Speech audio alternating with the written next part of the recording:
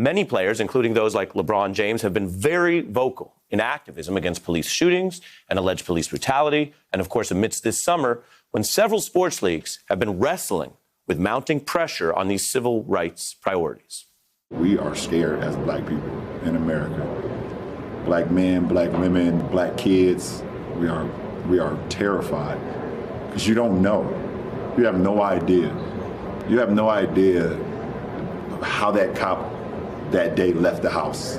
You don't know if he woke up on the good side of the bed. You don't know if he woke up on the wrong side of the bed. You don't know if he had an argument at home with a significant other.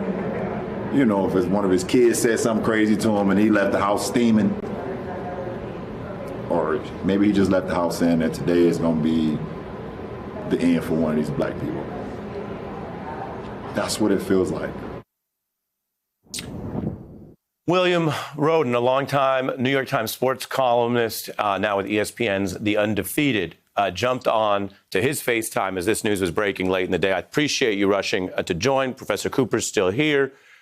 What do you see out there in America tonight and the role of the NBA? Well, you know, I'm proud of the players because they're doing the only thing they can do. These are people of action. And a lot of them didn't want to go to the bubble in the first place. But they said, you know what, we'll do our part. We'll do our part. We'll come to the bubble. You know, the owners let them, you know, take a knee and scribble stuff on the, you know, scribble slogans and that kind of stuff. But it got to the point where we've run out of slogans. You know, we've run out of gestures. We've run out of words. And what they're doing now, that, well, you know what, we're going to withhold the one thing that you want from us, which is entertainment. Entertainment is over. They're going to meet tonight at 8 o'clock, and they're going to decide whether they unplug the whole thing. But the next level, though, we talk about the players, but, you know, each of these teams is owned by multi-billionaires.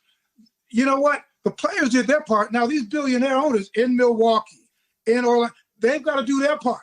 They have got to speak to they've got to speak to the politicians.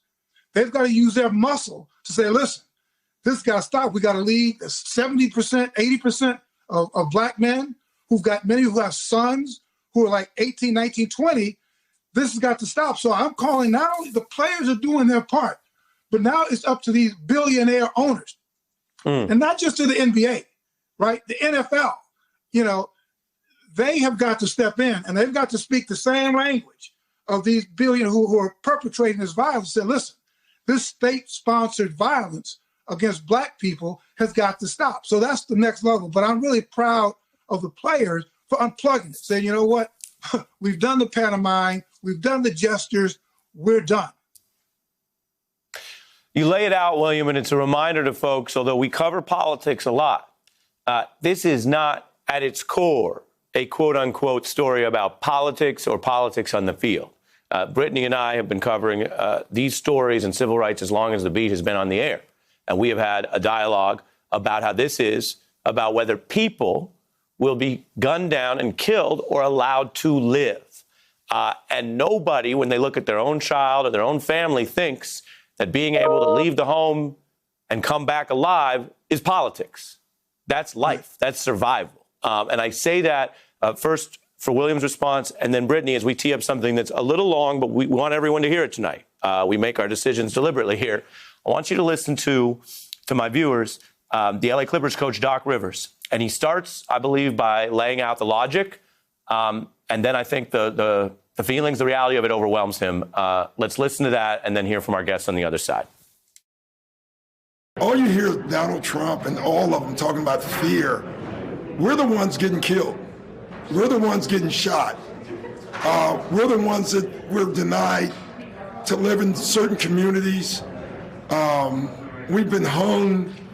We've been shot. And all you do is keep hearing about fear. It's amazing to me why we keep loving this country and this country does not love us back.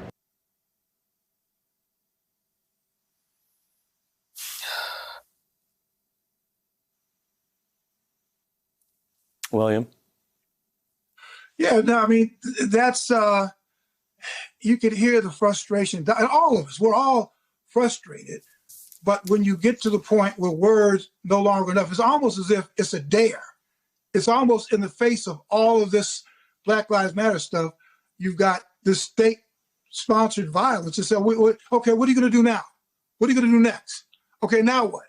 You know, I mean, we're coming up on the anniversary of the March on Washington, right?